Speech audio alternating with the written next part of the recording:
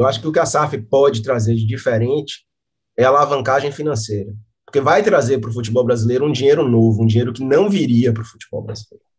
Essa questão da fiscalização, em tese, já poderia haver nas associações. Em tese, todo clube de futebol tem que ter um conselho fiscal independente. Em tese, todo clube de futebol deveria ter uma auditoria externa para fiscalizar suas contas. Tudo isso é lei Pelé, é lei de responsabilidade fiscal do esporte. Né? Em tese, as ferramentas estão aí, estão postas.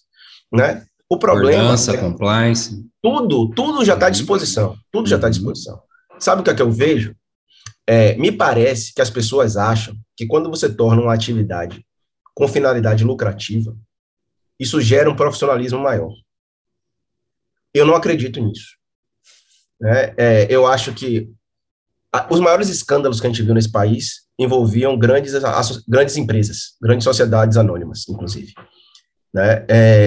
Então, desmando, falta de organização, falta de governança, corrupção, pode existir tanto em associações quanto em empresas. O que eu acho realmente que traz de novidade é a questão do investimento externo, e dinheiro faz total diferença. Também acredito que a possibilidade mais clara agora de recuperação judicial, embora já tivesse algumas mudanças, o Figueirense já tivesse conseguido uma decisão antes da lei, tal, a lei de SAF acaba com essa discussão, né? Já havia algumas questões, mas assim, com a insegurança jurídica grande, agora não, com a SAF, o clube que se tornar vai poder fazer a recuperação judicial, que é um mecanismo que é interessante em determinadas circunstâncias. As pessoas só pensam no lado positivo também, tem um lado negativo, que se você não cumprir o plano, você vai à falência. Mas é um recurso, a grande vantagem, porque o clube pode ser empresa desde a lei Zico, não é nem da lei Pelé que todo mundo fala. Sim. O clube pode ser empresa há muito tempo. Tá? A grande dificuldade do clube se tornar empresa, na minha visão, é a carga tributária. Tributação, né? Por quê? Porque as associações, elas têm uma série de isenções fiscais. Imposto de renda, contribuição social sobre o lucro. O próprio INSS é reduzido. Exato. Né? Uma série de circunstâncias. E aí, quando você saía de uma carga tributária muito baixa de associação para se tornar empresa, de um ambiente, como eu falei, o maior desafio é o fluxo de caixa, é proibitivo. O cara não vai sair, pegar uma carga tributária 20% maior para se tornar empresa.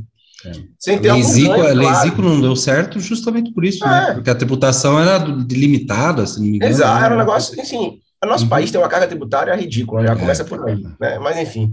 E aí, quando você faz a lei de SAF com a carga tributária diferenciada, e que vai crescer só com o tempo, só vai incluir venda de atleta e tal, depois, então, torna uma mudança muito mais factível, torna essa busca por profissionalização muito mais interessante. E aí o aspecto que eu vislumbro, além do dinheiro, além da recuperação da possibilidade de recuperação judicial, é algo que eu vejo como fundamental para o crescimento das instituições, que é a estabilidade de gestão. Os mandatos nos clubes de futebol são de 2 ou 3 anos, com uma renovação normalmente. O máximo 4, né, por lei. Quando você tem uma ruptura, pode ser que mude completamente a linha que estava sendo adotada. Então, como é que você faz um planejamento estratégico, um planejamento de longo prazo, sem você ter uma estabilidade de modelo de trabalho? Isso é muito difícil. Em tese, é muito mais fácil você ter estabilidade numa SAF, porque o acionista vai comprar, ninguém vai comprar para não ter controle, vai nomear os seus gestores e tende a continuar aí por muitos anos. Continuidade da equipe, inclusive, né? Essa, na minha visão, é a grande diferença. Claro que existem exceções. Eu não vou, existem exceções dos dois lados. Existem associações que têm estabilidade, como o próprio Atlético Paranaense. Existem SAFs que não têm tanta estabilidade, que vivem vendendo, né? Mas, via de regra, o normal é uma SAF ter muito mais estabilidade, e, para mim, esse é o grande diferencial. Concordo contigo.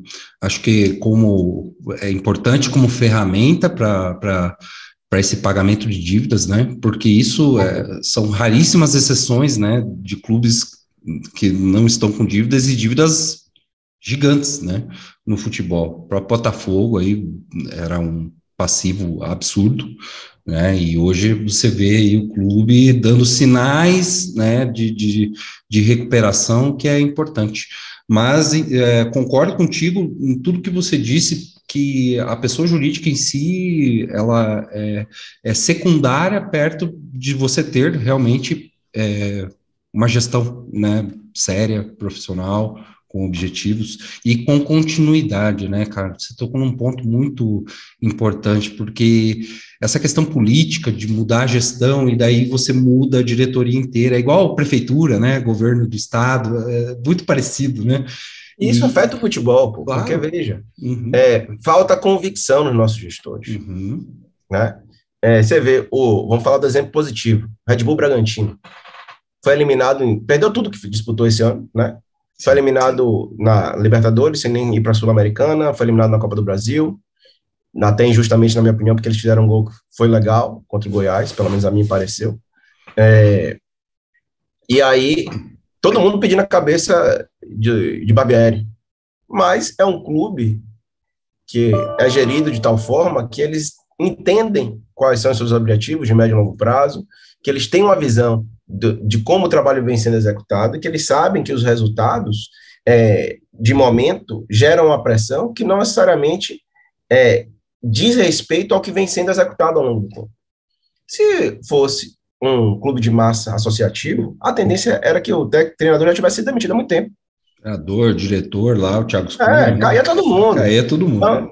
Então essa é uma realidade. Aí, se você for parar para lembrar de exemplos, como é que você tem um clube que tem um treinador, que tem um modelo de trabalho, e aí você vai e muda para outro completamente diferente? Eu falei isso, uso até o Bahia como exemplo. O Bahia tinha um Roger Machado, aí foi para Dado Cavalcante, que é similar, e aí de repente vem Mano Menezes, que é completamente diferente. Eu não estou dizendo que um é melhor ou pior, mas estou falando de estilo, de proposta. De jogo são muito diferentes. Né? É muito diferente. Você não pode... Se não faz sentido, o mesmo elenco foi formado para fazer uma coisa, com características específicas para fazer uma coisa, servir a outro treinador pela mera... Mas isso é o que acontece no futebol desde sempre, né? É o que a gente está acostumado a ver. Agora a gente começa a perceber alguns clubes modificando um pouco essa linha, né? E entendendo que é necessário ter uma coerência, né? E essa coerência passa pela profissionalização dos departamentos de futebol também. Hoje a gente ouve muito falar do departamento de inteligência ou de análise, né? E sem dúvida isso ajuda. Hoje tem startups que fazem análise de dados que parece o antigo futebol manager, né? Você vê os jogadores todos destrinchados, com assistência e tal. Então, isso é muito interessante, porque, em tese, são ferramentas para diminuir a margem de erro na tomada de decisão. Margem de erro, isso mesmo. Né? Não tem como garantir sucesso, mas você diminui um pouco a margem de erro. Você tem quanto mais informação você tem, menor a chance de você errar. Né? Melhores são suas decisões, né? Só que aí eu vou para o outro lado, né? Porque desde que eu saí do Bahia, que eu fui vice-presidente, diretor executivo, hoje eu sou sócio de uma startup que faz consultoria na área, e, de fato, os gestores esportivos, no geral, eles não gostam de pagar por prestação de serviço, né? Especialmente os estatutários. Por quê? Porque eles querem sempre botar o dinheiro no direto, no esporte. E eles deixam, em muitas situações, de se munir das ferramentas adequadas para que suas decisões sejam mais eficientes. Né? Porque falta essa visão de que, muitas vezes, o meio é importante para que o resultado final você obtenha um resultado melhor, né? Aí eu prefiro gastar para contratar o jogador, eu prefiro gastar para fazer tal coisa, em vez de pagar, por exemplo, vamos sair do futebol, que é uma coisa que é mais passional, né? O cara que quer aumentar o ticket médio no estádio, né? Então vamos aumentar o preço do ingresso. Não necessariamente você vai aumentar seu ticket médio, irmão. Né? Então, você tem que entender se tem mais gente disposta a pagar mais, se tem mais gente disposta a manter se você consegue aumentar o ticket pelo volume de bebida, do catering, né? Existem N formas de você aumentar seu faturamento, né? Então, não é conta de padeiro, né, Pedro? Não, as pessoas só vão no óbvio, Então, quando você tem... minha formação é jurídica, eu tenho hoje uma vivência de gestão, mas quando eu vou para esse pessoal que analisa dados, eu sou um absoluto ignorante.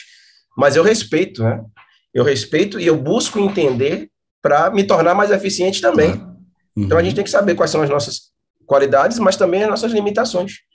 Né? E as pessoas, como você falou aí mais cedo, vaidade é um problema grande, né? Eu me lembro, já nessa parte, eu já tinha saído do clube, eu fui procurado por uma empresa que hoje já presta serviço para alguns clubes no Brasil, chamada Driblab. É uma empresa que faz ciência de dados de atleta, de campo mesmo, né? É bem interessante. Eles me pediram ajuda para fazer contato com alguns clubes aqui no Brasil. Aí, numa dessas reuniões, foi engraçado, porque eles já vieram com a análise do clube feita, né? Ele falou, olha, seu time tem isso aqui, sua zaga tá ruim, esse jogador aqui, por exemplo, se você for ver, tem tantas interceptações, olha nas últimas temporadas, vai caindo e tal, blá, blá, blá, blá. Aí o presidente do clube, então, nessa reunião, ele falou, então você está dizendo que o meu capitão não presta.